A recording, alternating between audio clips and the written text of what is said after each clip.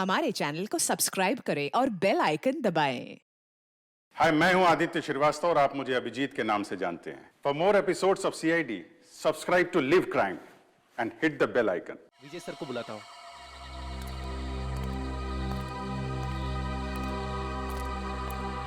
Hello hello sir.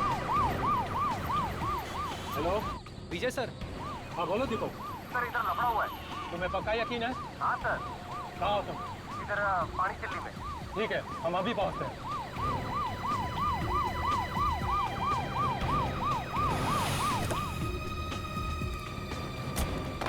Sir कहाँ है गाड़ी? सर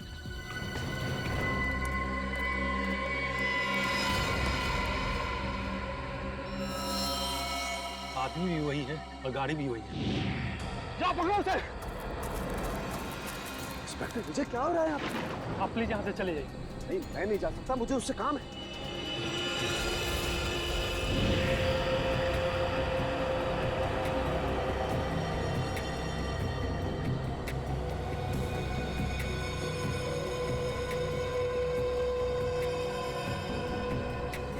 अब क्या करें सर?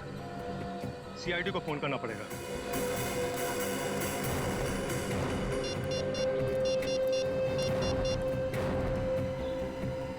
हेलो,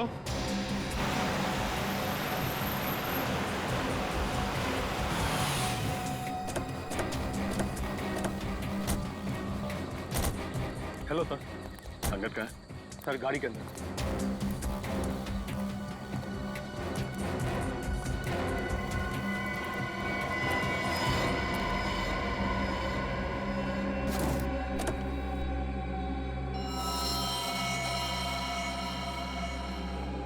लगता है सर मरे हुए काफी समय हो गया। देखो गाड़ी में और क्या क्या मिलता है।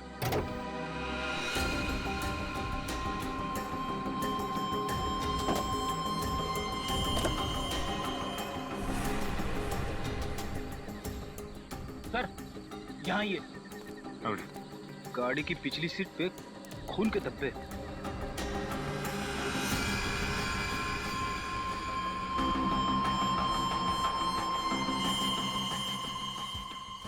सर अंगद की लाश तो ड्राइवर सीट पर है, फिर गाड़ी के पीछे वाली सीट पर खून के धब्बे कैसे हैं?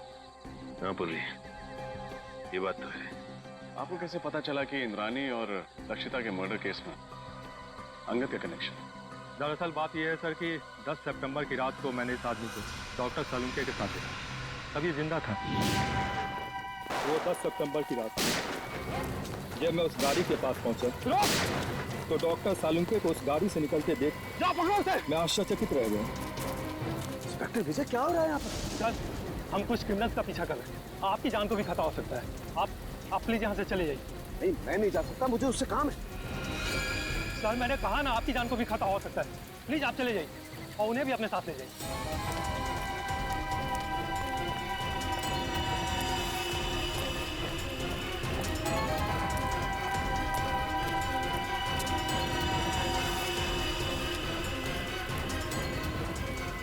10 सितंबर को आपने डॉक्टर सालुंके को अंगद के साथ देखा था। 10 सितंबर को तो इंद्राणी और लक्षिता का खून हुआ था। सर हमने उनसे कहा था कि वो दोनों वहां से चले जाएं। वहां गोलियां चल रही थी, उनकी जान को खतरा था। लेकिन डॉक्टर सालुंके जिद करने लगे कि उन्हें इस आदमी से कुछ जरूरी बात करनी है। एक बात समझ में नहीं आई, लक्षिता और इंद्राणी के मर्डर से पहले सालुंके साहब अंगद को कैसे जानते थे? और आखिर ऐसी क्या बात थी कि वो उस रात अंगद से मिलने गए? ये सवाल तो डॉक्टर सालुंके से एसीपी सर ही पूछ सकता है। ये रही डॉक्टर सालुंके की तैयार की गई फॉरेंसिक रिपोर्ट जो उन्होंने सितंबर 11 को तैयार की थी। और इस फोल्डर में दोबारा की तैयार की गई पोस्टमार्टम रिपोर्ट है जो तारिका और मैंने मिलकर तैयार की। और क्या अंतर है दोनों में? डॉक्टर सालुंके की रिपोर्ट के मुताबिक इंद्रानी और लक्षिता का खून रात 9 और 11 बजे के बीच हुआ, जबकि सच तो यह है कि दोनों की मौत रात 8 बजे के पहले हो चुकी थी। क्या?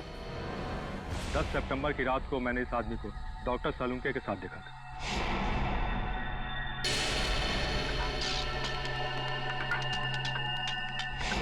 लेकिन डॉक्टर सालुंके ऐसी गलती कैसे कर सकते हैं? मुझे भी हैरानी हो रही है अभिजीत।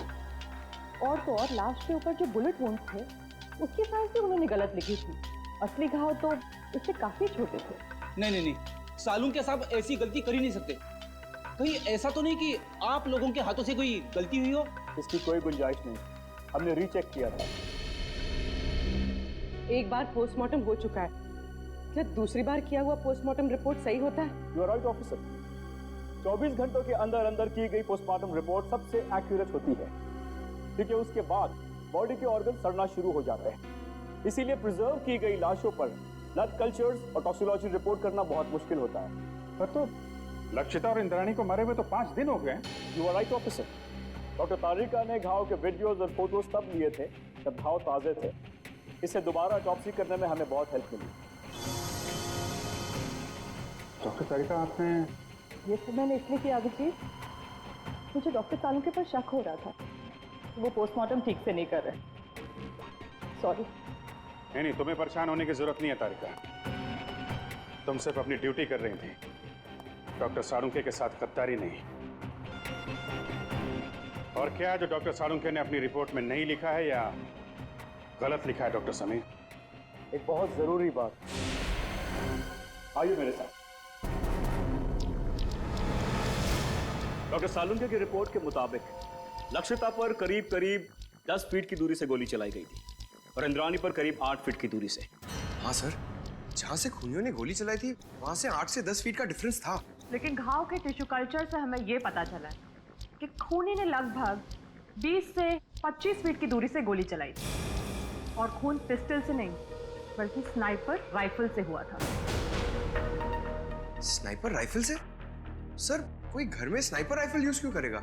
और वैसे भी विशाल, शौनक और राहुल ने कहा था कि उन्होंने पिस्टल इस्तेमाल की थी और सर्चिंग के टाइम हमें कोई राइफल मिली भी नहीं थी। और डॉक्टर तारिका, फार्म हाउस से हमें ये 9mm बुलेट्स मिले, किसी राइफल के बुलेट्स नहीं। यही बात तो हम साबित करना चाहते हैं रजत, कि खूनी ने पिस्टल से नहीं बल्कि राइफल की हाई स्पीड बुलेट से खून किया था। और जब वो गोलियां लक्षिता और इंद्राणी के शरीर से बाहर निकल गई तब खूनियों ने वो गोली कहीं छिपा दी हो। ये बात मैं आप सबको डेमोन्स्ट्रेट करके एक्सप्लेन कर सकता हूँ।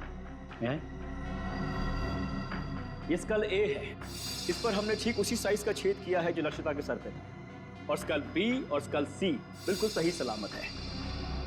मैं अभी आप लोगों के सामने स्कल बी पर .22 पिस्टल से 10 फीट की दूरी से फायर करूंगा और स्कल सी पर स्नाइपर राइफल से तकरीबन 20 फीट की दूरी से फायर करूंगा। तो जाहिर सी बात है कि दोनों बुलेट से अलग अलग किस्म के घाव होंगे। तो जो घाव लक्षिता के सर के घाव से यानी स्कल ए के घाव से मैच करेगा वो घाव मर्डर वेपन से किया गया होगा। राइट। गुड।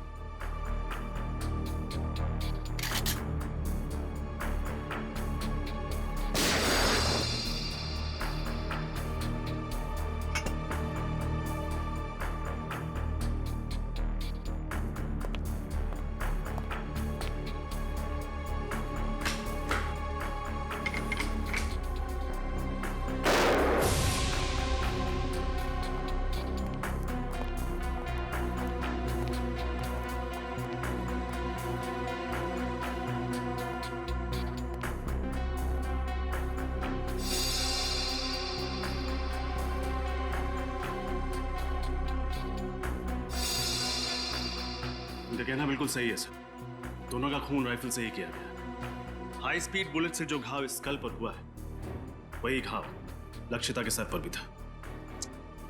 विश्वास नहीं हो रहा है सालुंके साहब ने इतना बड़ा झूठ बोला हमसे।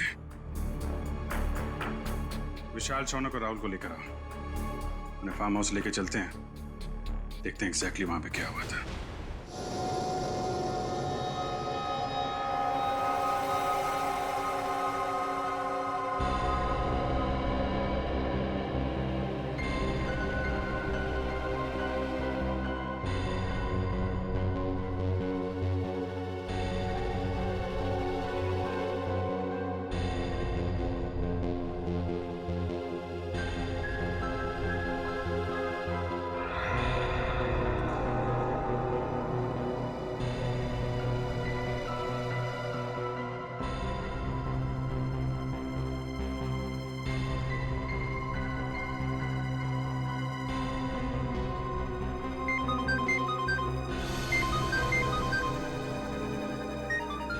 मोनिका, ये मेरा फोन है, मुझे लेने दो। डॉक्टर सालुंके, आप शांत हो जाइए। अगर आप इतना चिल्लाएंगे तो आपका बीपी हाई हो जाएगा। Private number? हेलो जी, 1 मिनट, आपके लिए फोन। Thank you. हेलो, कहाँ हो तुम? मैं दोपहर से तुम्हारा इंतजार कर रहा हूँ, फोन क्यों नहीं किया? देखो, हाँ मुझे याद है सब कुछ, दोहराने की जरूरत नहीं है। आ रहा हूं मैं वहां पर। क्या तुम्हारा दिमाग खराब हो गया? देखो, जो कुछ करना है मेरे साथ करना, उसे कुछ भी नहीं होना चाहिए। हाँ ठीक है, आ रहा हूं मैं।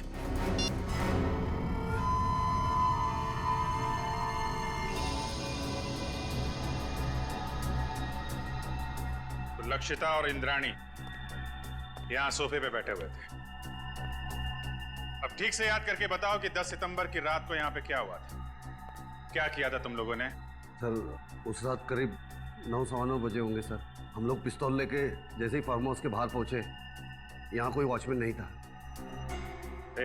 सर, हमने तय किया था कि हम पहले दोनों को शांति से समझाएंगे, अगर वो नहीं मानेंगी तो फिर उन पर गोली चलाएंगे। तो फिर तुमने उन्हें समझाने की कोशिश की?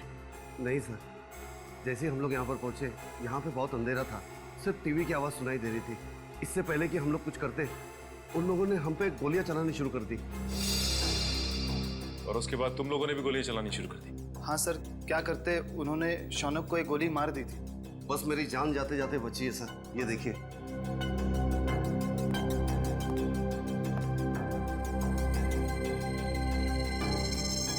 जब तुम्हें ये गोली लगी तो तुम कहाँ खड़े थे? यहाँ सर, मैं यहाँ खड़ा था सर। जैसे ही मुझे गोली लगी, मैं वहां पर उस दीवार पे जाके टकराया और मेरा सर वहां पर लग गया।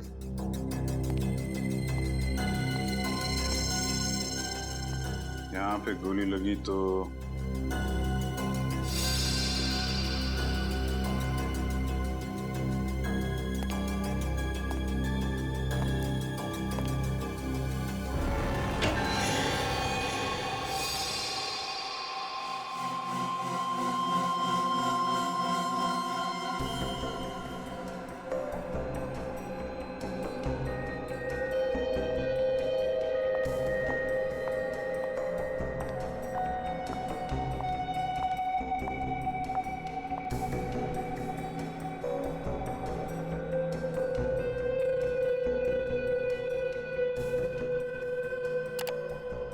तारिका, गाड़ी की बैक सीट पर जो खून के धब्बे मिले हैं उनकी जांच हो गई है। 2 अलग अलग लोगों का खून है और दोनों में औरत का डीएनए मिला है।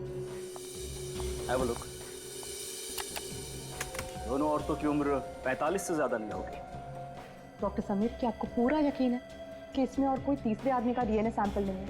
दूसरी बार डीएनए जांच में कोई गलती नहीं होनी चाहिए। I am very sure doctor, मेरा टेस्ट गलत नहीं हो सकता है। ओके। अच्छा, आपने अभी कहा कि दोनों औरतों की उम्र लगभग 45 साल है, राइट? या 45। तो कहीं ये डीएनए इंद्राणी और लक्षिता का तो नहीं? उन दोनों की उम्र भी लगभग 45 साल ही थी। हो सकता है, क्वाइट पॉसिबल। लेकिन ये कंफर्म करने के लिए उन दोनों औरतों के डीएनए से इस खून के डीएनए को मैच करना होगा। इन तीनों की बातों से और डॉक्टर समीर और तारिका की फोरेंसिक रिपोर्ट से साफ साफ पता चलता है, यहाँ पे सारा चक्रव्यूह जानबूझ के रचा गया है। Yes sir. अगर ये तीनों दरवाजे से ही गोली चला के भाग गए, तो फिर शौनक का खून लक्षिता के शरीर के पास कैसे मिला? और सर, अगर दोनों यहाँ बैठी थी तो हमें इंद्राणी की लाश यहाँ नीचे कैसे मिली? हो सकता है गोली लगने के बाद वो वहां से उठ के भागी और यहाँ पे गिर पड़ी। और इस दीवार पे गोलियां कहां से चलाई गई? और तो और इन तीनों लोगों की उंगलियों के निशान इस घर में कहां से आए? अंगद, ये सारी कारीगरी उस अंगद की है। उसी ने इन तीनों की उंगलियों के निशान और ब्लड सैंपल यहाँ पे प्लांट किए हैं। और सर, अगर इंद्राणी और लक्षिता ने गोलियां चलाई होती तो हमें गन्स भी मिलती। गन्स तो हमें मिली नहीं है। करेक्ट। और सबसे बड़ी बात यह है कि गोली अगर दरवाजे की तरफ से चलती तो घाव सर के पीछे की तरफ होता है, सामने या साइड में नहीं। अब तो साफ हो गया है, डॉक्टर सालुंखे ने जानबूझ के गलत रिपोर्ट बनाई है ताकि हम इन तीनों पे शक करें। मगर सर, डॉक्टर सालुंखे ऐसा करेंगे क्यों? अब ये बात तो डॉक्टर सालुंखे ही बता सकते हैं, और डॉक्टर साहब गायब हैं। समझ में नहीं आता ये सारुण की अजीब हरकतें क्यों कर रहा है। सर, अंगद के गाड़ी के बैक सीट पे जो खून मिला था उसके डीएनए टेस्ट से साबित होता है कि वो खून लक्षिता और इंद्रानी का था और डॉक्टर सालुंके उस दिन अंगद के साथ ही थे। सारुण से बहुत सारे सवाल पूछने हैं, बहुत सारे सवाल हैं। फोन लगा रहा हूँ लेकिन फोन लग नहीं रहा है उसका। सर डॉक्टर सालुंके तो अपना फोन 24 घंटे ऑन रखते हैं और उनकी आदत है कि वो तुरंत फोन रिसीव करते हैं। लेकिन सर, जब हम उनके घर उस दिन गए थे तो उन्हें पता भी नहीं था कि उनका फोन है कहाँ। तो हेलो, पता लग गया अंगद और सालुंके साहब ने सबसे ज्यादा फोन किस नंबर पे किए थे? हाँ, मैं नोट करता हूँ। पूर्वी, फोन दो। हाँ, बोलिए। Okay, thank you. Sir, Salunke साहब ने 10 सितंबर को अंगद के साथ 15 बार फोन पे बात की थी और हर बार उनकी फोन का लोकेशन वाड़ी और पनवेल के बीच था। अंगद को 15 बार फोन किया है और वाड़ी और पनवेल के बीच में। सर, ये अंगद किसी प्राइवेट नंबर से फोन पे बात कर रहा था, इसीलिए उसका मोबाइल फोन ट्रेस नहीं हो पाया। और 15 सितंबर को रात 9 बजे सालुंके साहब का मोबाइल शादीन मॉल के पास ट्रेस किया गया है। शादीन मॉल? सर, डॉक्टर तारिका से मिलने के बाद अभिजीत और मैं वहाँ डिनर के लिए गए थे और इसी मॉल के पार्किंग लॉट में सर मुझे गाड़ी के विंडशील्ड पे चॉकलेट के पेपर पे लिखा हुआ वो सुराग मिला था और उसी सुराग के जरिए हम लोग होटल रेड सेंट्रल के कमरा नंबर 111 तक पहुंचे।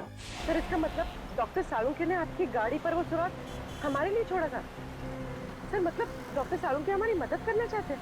पहले ये सारुण काम बिगाड़ता है और फिर सुधारने के लिए हमारी मदद भी कर रहा है। वाह, सारुंके को तो सच्चाई बतानी ही पड़ेगी। सच्चाई बतानी पड़ेगी सारुंके को।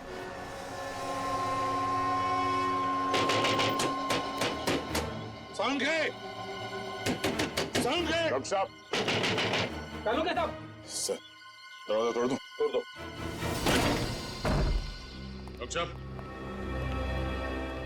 सारुंके! सारुंके! देखो उसे, देखो।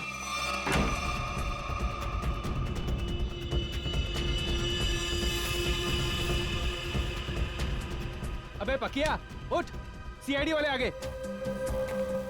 सारुंके! डॉक्टर साहब! डॉक्टर साहब!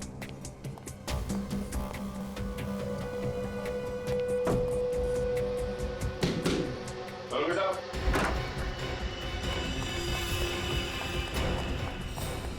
रुक जा! Salunke sir, Salunke sir.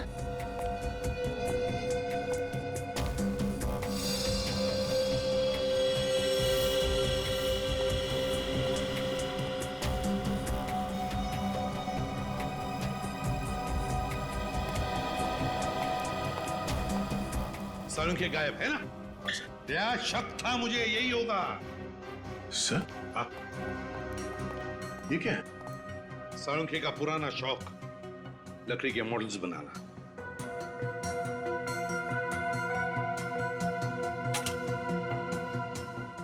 Doctor साहब का मोबाइल सर है? मोबाइल छोड़कर गया वो? ऑफ है।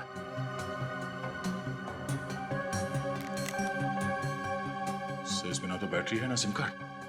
बैटरी भी नहीं, सिम कार्ड भी नहीं।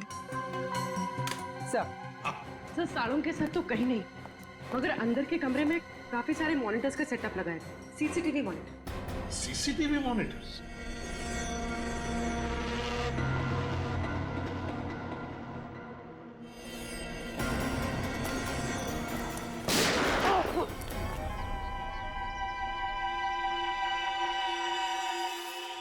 बच गया। बच गया।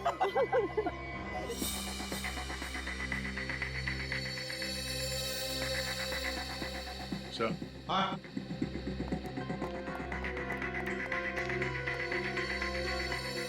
ये देखिए सर, खुफिया कैमरा। लगता है कोई डॉक्टर सालुंके के ऊपर नजर रखे हुए था। सर, और ये मोनिका भी कहीं दिखाई नहीं दे रही। सर मुझे लगता है सालुंके सर को ये कहीं लेकर गई होगी सर। कहाँ? ये दोनों बताएंगे सर। हमें कुछ नहीं मालूम साहब। क्या जानते हो तुम?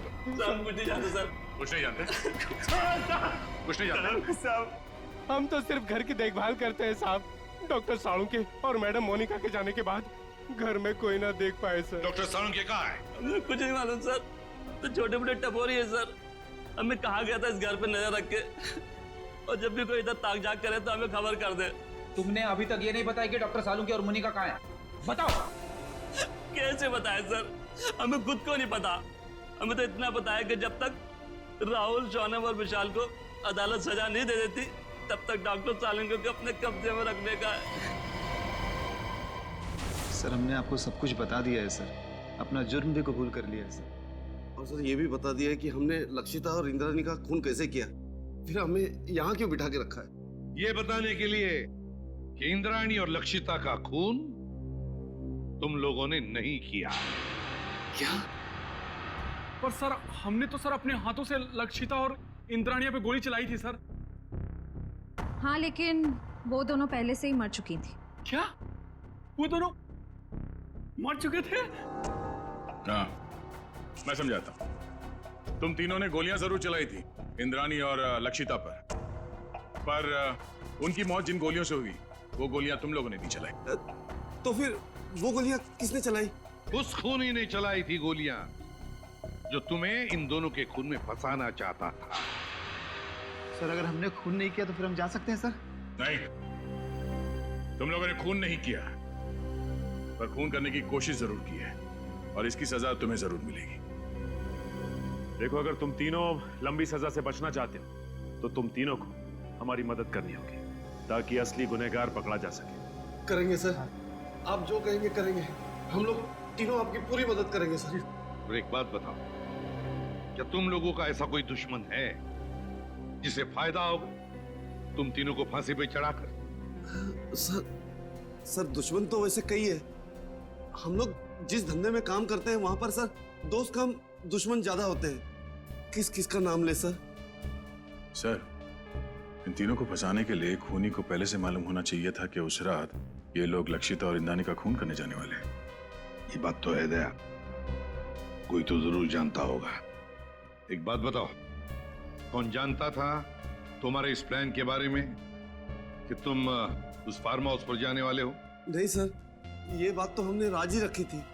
वैसे ये प्लान तुम लोगों ने बनाया कहां पर? हा? सर होटल रेड सेंट्रल में। अंगद के कमरे में? कमरा नंबर 111 में? नहीं, रूम नंबर 111 में नहीं सर, 308 सर। हाँ सर। वो रूम नंबर 308? तो क्या कोई अजनबी आया था तुम्हारे कमरे में 308 में जब तुम लोग बातचीत कर रहे थे? विशाल, तुझे याद है जब हम लोग उस कमरे में बात कर रहे थे तो वहाँ एक वेटर आया था इंटरकॉम का फोन रिपेयर करने के लिए, और उसने गलती से टेबल पे रखा हुआ खाना गिरा दिया। अरे गलती से नहीं भाई, जानबूझकर गिराया था उसने खाना। और वो उस कमरे के अंदर कपड़ा ढूंढ रहा था खाना पोंछने के लिए ताकि वो टाइम पास कर सके और हमारी बातचीत सुन सके। लेकिन सर हमने उसके सामने तो कोई ऐसी बातचीत की ही नहीं थी। सचिन, ले जाओ इन तीनों को। चलो। आप रेडी? क्या पता चल? सर हमने पूरा फुटेज चेक कर लिया सर। सालुंके साहब के घर पे मोनिका और तारिका के अलावा बाहर का कोई आदमी आया नहीं था। और सर सालुंके साहब और तारिका के बीच में कुछ बातचीत हुई है। क्या बातचीत हुई है? अब साउंड नहीं है, इसके लिए समझ में नहीं आ रहा। सर, किसी लिप रीडिंग एक्सपर्ट को बुला लेते हैं, शायद कुछ पता चल जाए कि इन दोनों के बीच क्या बातचीत हुई थी। बुला लो किसी लिप रीडिंग एक्सपर्ट को, पता तो चले क्या बात हो रही थी। होटल रेड सेंट्रल, कमरा नंबर 308, वेटर।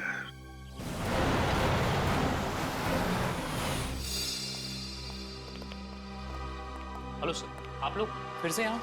हमें कमरा नंबर 308 दिखाओ, जहाँ पे शौनक, विशाल और राहुल ठहरे थे सितंबर 10 को। क्यों, क्या हुआ? क्यों क्या बात में, पहले चाबी दो और उस वेटर अमित को बुला।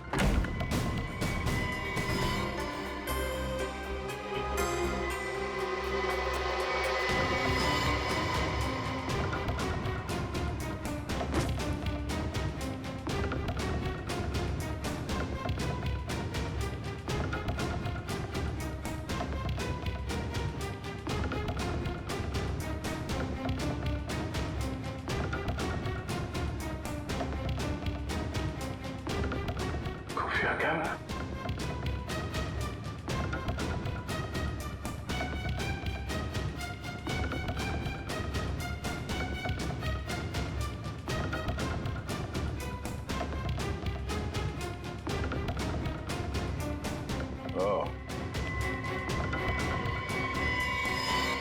ये देखो खुफिया कैमरा और ये बग। इन चीजों के जरिए खूनी शौनक और उसके साथियों का प्लान सुन रहा था। सर अमित आ गया। आइए अमित जी आइए। हाँ बैठ बैठ इधर। तूने लगा था ना ये कैमरा और ये बग इस कमरे में, हाँ? ताकि तुम विशाल, शौनक और राहुल की बातें सुन सको। क्यों?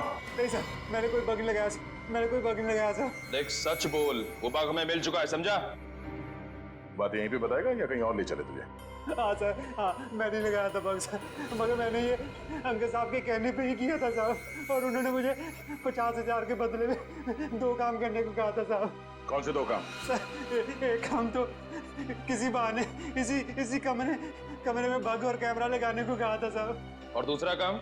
दूसरा काम लक्षिता और इंद्राणी मैडम को इस होटल के बाहर किसी इलाके में छोड़ने को कहा था साहब। कब की बात है ये 10 सितंबर शाम को 6:45 बजे के आसपास का टाइम था सर। 10 सितंबर। चल हमें वो जगह दिखा जहाँ पे तुमने लक्षिता और इंद्राणी को छोड़ा था। चल चल।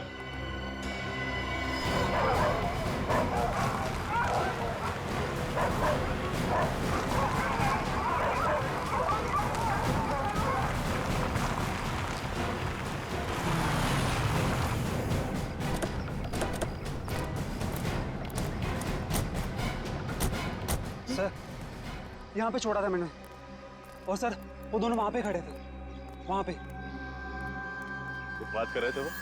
हाँ सर, बहुत ही गुस्से में इस बात कर रहे थे सर। कह रहे थे कि वो हमें धमकाने की कोशिश कर सकता है, अगर उसने दगाबाजी करने की कोशिश की तो हम भी उसे छोड़ेंगे नहीं। लेकिन सर उसके बाद मैं होटल में चला गया, उसके बाद क्या कुछ हुआ मेरे को सर पता नहीं। सर इंस्पेक्टर विजय ने डॉक्टर सालुंखे और अंगद की गाड़ी को आखिरी बार यहीं आगे पास में ही देखा था, और बाद में गाड़ी की बैक सीट पर उन दोनों औरतों के खून के निशान भी मिले। ऐसी जगह पे राइफल या स्पीड बुलेट का इस्तेमाल किया जा सकता है। खूनी ने राइफल का इस्तेमाल किया है, पिस्टल का नहीं। तो गोली 5 फीट की दूरी से नहीं, काफी दूर से चलाई गई है। एक काम करो, आसपास देखो कोई सबूत मिलता है क्या।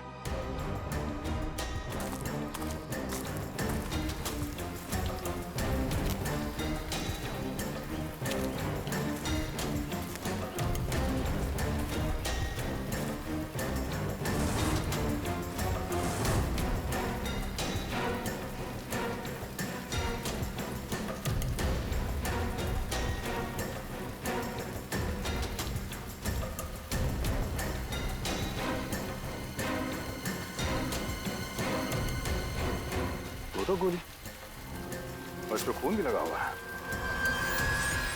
2 गोली एक ही जगह पे कैसे? मतलब जो भी हुआ यहीं आसपास कहीं हुआ है। सर निकल। सर इस झाड़ी में ये सैंडल मिला है सर, इस पे खून लगा हुआ है, लेकिन सर खून सूखा हुआ है सर। खून लगा? हाँ सर।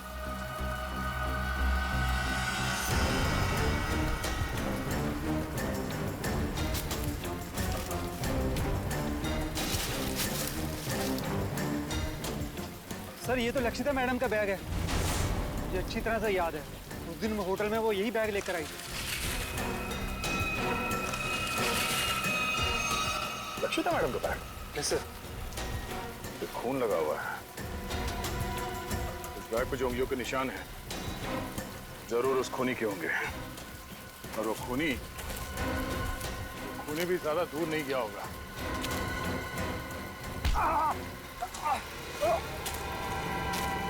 तो लक्षिता के फार्म हाउस के रखवाले हैं? तुम यहाँ क्या कर रहे हो? साहब मुझे माफ कर दो साहब, मैंने कोई खून नहीं किया साहब, मुझे तो आपके ऊपर नजर रखने के लिए कहा गया था साहब। सच बता, तूने झूठी गवाही क्यों दी? हमें पता चल चुका है कि तूने फार्म हाउस में कोई खून होते हुए देखा ही नहीं है, क्योंकि तुम्हारी लक्षिता मैडम और इंद्राणी मैडम, उन दोनों की मौत 7:30 बजे हुई, और यहाँ पे। साहब मुझे छोड़ दो साहब, मुझे अंकल साहब ने बोला था ऐसा करने के लिए साहब। अंगद मर चुका है। मुझे कोई दूसरा आदमी फोन करके काम करने के लिए कहता था साहब। कौन है वो? मुझे नहीं पता साहब, कौन है वो? वो कभी सामने नहीं आया साहब। वो हमेशा मुझे फोन पे बोलता था सर। मगर अब उसे सामने आना ही होगा। चल चल। मिस्टर मयंक, इस सीसीटीवी फुटेज को गौर से देखिए और हमें बताइए कि ये लोग क्या बोल रहे हैं। इसमें कोई साउंड सुनाई नहीं दे रहा है। यही तो मेरा काम है ऑफिसर। मैं उनकी होठों की मूवमेंट से पता लगाऊंगा कि वो क्या बोल रहे थे।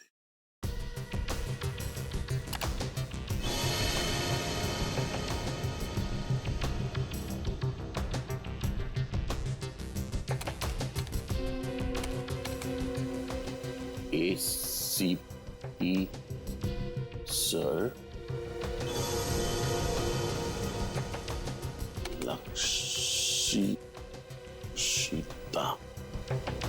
लक्षिता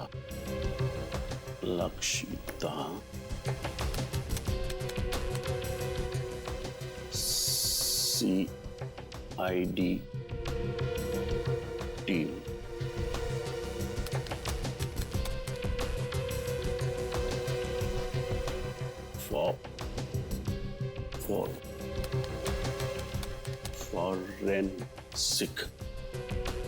फॉरेंसिक। अभिजीत, उस प्लॉट पर से जो पर्स मिला, उस पर जो उंगलियों के निशान है वो खूनी के ही हैं। सर, ये खूनी बहुत चालाक है। काम होने के बाद अपने आदमियों को भी मार डालता है। अंगद के अलावा किसी और को कुछ मालूम नहीं था उसके बारे में, इसलिए लक्षिता और इंद्राणी को मारने के बाद उसने अंगद का भी खून कर दिया। और इसीलिए अभिजीत, मुझे साळुंखे की चिंता हो रही है। उसकी भी जान को खतरा हो सकता है। समझ में नहीं आता गया कहाँ। मैं कुछ मिला क्या? सर, कोशिश कर रहा हूं सर। सर, ये मोनिका मुझे नर्स नहीं, एक क्रिमिनल लगती है। जरूर यही सालुंखे साहब को कहीं ले गई होगी। हाँ, और ये तारिका, ये साळुंखे के घर क्यों गई थी उससे मिलने? और ये बात उसने हमें बताई भी नहीं। सर ये देखिए, तो डॉक्टर तारिका डॉक्टर सालुंखे से माफी मांग रही है और कह रही है ACP सर और पूरी CID team Lakshita Indrayani murder case में की गई आपकी फॉरेंसिक जांच पर शक कर रही है।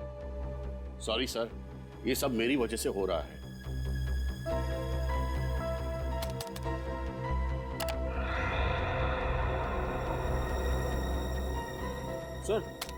सर ये भी देखिए, डॉक्टर सालुंखे किसी के साथ फोन पर गुस्से में बात कर रहे हैं और कह रहे हैं जो करना है मेरे साथ करो, उस लड़की को कुछ नहीं होना चाहिए। मैं आ रहा हूं। उस लड़की को जाने दो। है कौन ये लड़की अभिजीत, जिसे साळुंखे बचाने की कोशिश कर रहा और फिर खुद गायब हो गया? कहां गायब हो गया ये साळुंखे? ये सारा चक्कर क्या है?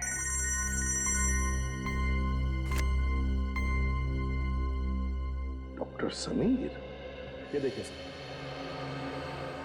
ये तो हाई स्पीड बुलेट है। यस सर, और ये .22 कैलिबर की राइफल से फायर की गई थी। लक्षिता और इंद्राणी के शरीर पर जो घाव थे वो इन्हीं बुलेट से हुए थे सर। ओह,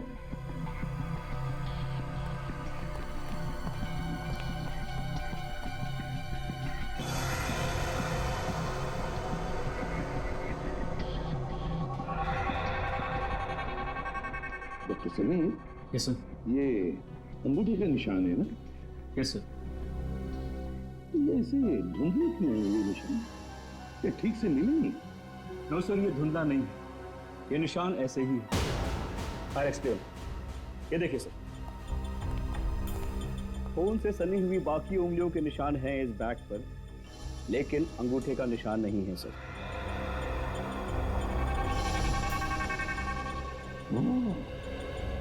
लगता है अभिजीत, ये अंगूठा डैमेज है, जिसकी वजह से रेखाएं मिट गई हैं। हाँ सर, लगता है ऐसा हाथ मैंने कहीं देखा है। बिल्कुल सही अभिजीत, मैंने भी ऐसे अंगूठे वाले आदमी को देखा है। लेकिन अभिजीत, हम ऐसे अंगूठे वाले खूनी को तब तक नहीं पकड़ सकते जब तक हमें यह पता नहीं कि उसने साळुंखे को छुपा के रखा कहाँ है, और फिर साळुंखे किस लड़की को बचाने की कोशिश कर रहा है समझ में नहीं आ रहा है, और फिर क्यों? तो अब क्या करें सर? कुछ तो जरूर करेंगे, कुछ तो जरूर करेंगे। साळुंखे को तो ढूंढना ही है। जरा सोचो, साळुंखे ने फोरेंसिक का रिपोर्ट गलत बनाया था ताकि हम उस पर शक करें। और फिर उन्होंने दया के लिए होटल रेड सेंट्रल का सुराग छोड़ा, उसकी गाड़ी के वाइपर पे। उन्हें पता था कि हम उनके घर पे पूछताछ करने जरूर जाएंगे और हमें पता चल जाएगा कि उनके घर पे सीसीटीवी कैमरे लगाए गए हैं। सर, डॉक्टर साळुंखे ने हर कदम पे बहुत होशियारी से हमारे लिए सुराग छोड़े हैं, तो अपने घर पे कोई ना कोई सुराग छोड़े बगैर तो जा नहीं सकते सर। लेकिन सर, हमें उनके घर पर ऐसा कुछ भी नहीं मिला था। है सुराग है। कौन सा सुराग सर?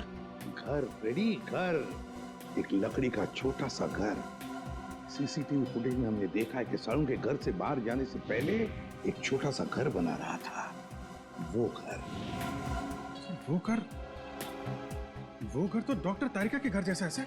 हाँ, तारिका कहाँ है? डॉक्टर समीर, तारिका कहाँ है? सर, अंगद की कार सीट पर जो खून के धब्बों के निशान मिले थे, उनकी जांच करने के बाद वो कहीं चली गई है। उसका फोन भी नहीं लग रहा है। फोन? मतलब डॉक्टर साळुंखे फोन पे जिस लड़की को बचाने की बात कर रहे थे वो डॉक्टर तारिका है? हाँ अभिजीत, साळुंखे तारिका के घर ही गया है। इसका मतलब है साळुंखे और तारिका की जान खतरे में है।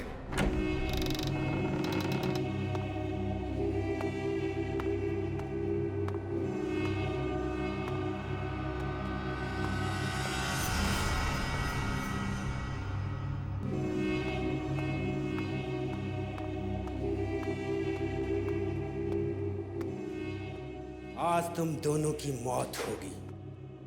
आज ये सारा किस्सा ही खत्म होगा। नहीं नहीं नहीं नहीं नहीं डॉक्टर तारिका, ऐसे रोते नहीं। अरे अपने बॉस को देखो, कैसे बैठे हुए हैं, निडर, शांत। बहुत होशियार समझते हो अपने आप को ना, जरूरत से ज्यादा चालाक और चतुर। ऐसे चालाक फॉरेंसिक एक्सपर्ट की मौत भी एक एक्सपर्ट के हाथों होनी चाहिए। वो होगी।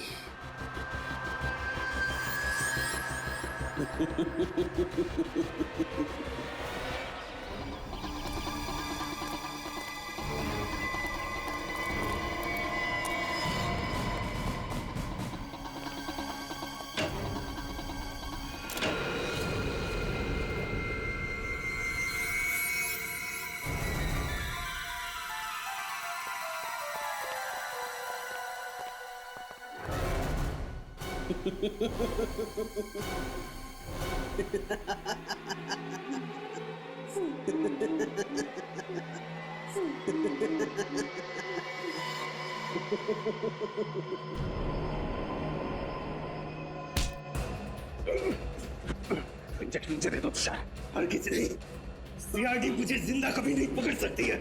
मैं ये इंजेक्शन खुद इंजेक्ट करूंगा। नहीं नहीं।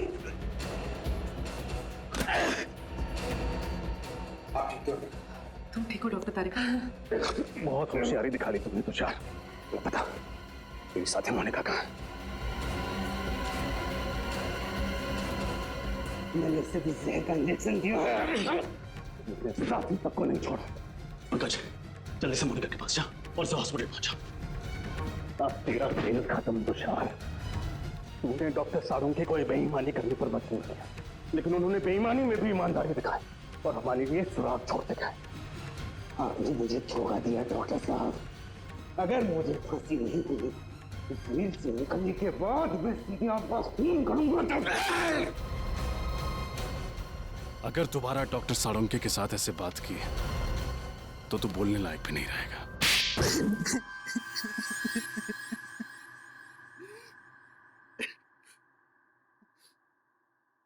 कितनी मेहनत से मैंने ये पूरा प्लान तैयार किया था। एक तीर में 5 शिकार, लक्षिता, इंद्रानी, राहुल, विशाल, शौनक, सबको एक साथ अपने रास्ते से हटाने का प्लान बनाया था मैंने। इंद्रानी और लक्षिता को तुमने क्यों मारा?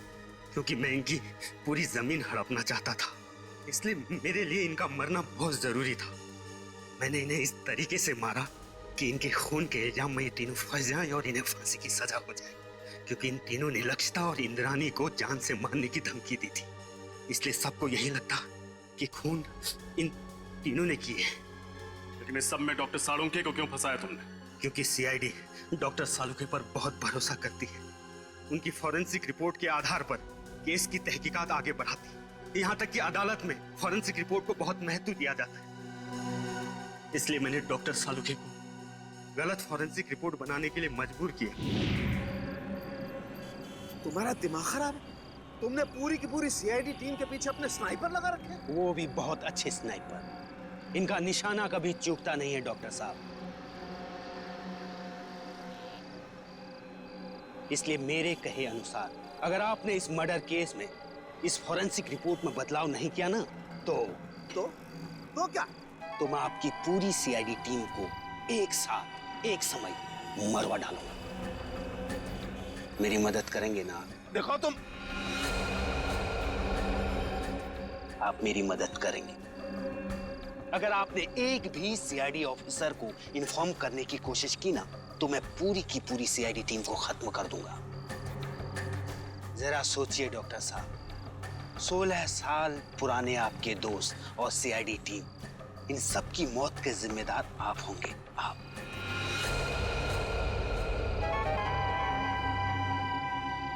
ठीक है, मैं तुम्हारी मदद करूंगा। बहुत अच्छी। और हाँ, कोई होशियारी नहीं। तुम्हारी हर चीज अभी रिकॉर्ड करेगा। तुमने डॉक्टर साळुंखे पर दबाव डालने के लिए हमारी जान लेने की धमकी दी। एक इंसान के पीछे एक हैवान छुपा हुआ है। अब बताओ, 10 सितंबर की रात को पनवेल के फार्म हाउस में क्या हुआ था? मुझे पता था अंधेरे में गोलियां चलाने के बाद राहुल, शौनक और विशाल को यही लगेगा कि उन्होंने लक्षिता और इंद्राणी को मार डाला है। जब वो वहां से भाग रहे थे तब मैंने वॉचमैन संतरू का इस्तेमाल किया। मुझे एक चश्मदीद गवाह की जरूरत थी जिसके बयान पर सीआईडी भी भरोसा करती और जो बाद में अदालत में भी तीनों के खिलाफ गवाही देता। प्लान तो तुमने बहुत मेहनत से बनाया था, लेकिन डॉक्टर साळुंखे की होशियारी और हमारी टीम की सूझबूझ और एकता के कारण तुम्हारा प्लान कामयाब नहीं हुआ। अब तुम्हारे खिलाफ ऐसा केस तैयार करेंगे कि इस डबल मर्डर के लिए तुम्हें फांसी ही होगी। साळुंखे, यार हमने तुम पर शक किया, मगर तुमने अपना सब कुछ दांव पर लगा दिया हमें बचाने के लिए। सॉरी यार। अरे सॉरी? हाँ सॉरी। कम ऑन यार, अरे मेरा फर्ज था ये सब कुछ करना। पिछले 16 साल से हम लोग एक परिवार की तरह से काम कर रहे हैं। सीआईडी मेरा अपना परिवार है यार। हाँ मैं मानता हूं, एक पल के लिए मुझे कश्मकश थी कि मैं सीआईडी को भी बचाऊं और अपने प्रोफेशन के साथ गद्दारी भी नहीं करूं। ये प्रॉब्लम थी मेरे सामने। लेकिन यार Pradyuman, please don't say sorry यार, प्लीज। चलो ठीक है, जो हुआ सो हुआ, है ना, भूल जा यार। लेकिन सबसे खुशी की बात क्या है मालूम है? जो तू सही सलामत वापस आया वन पीस में।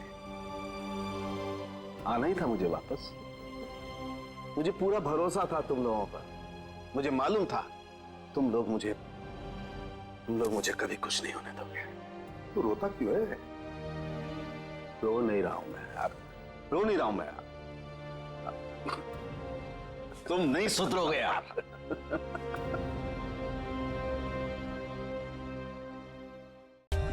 For more updates, subscribe to our channel, click the show links and enjoy watching the videos.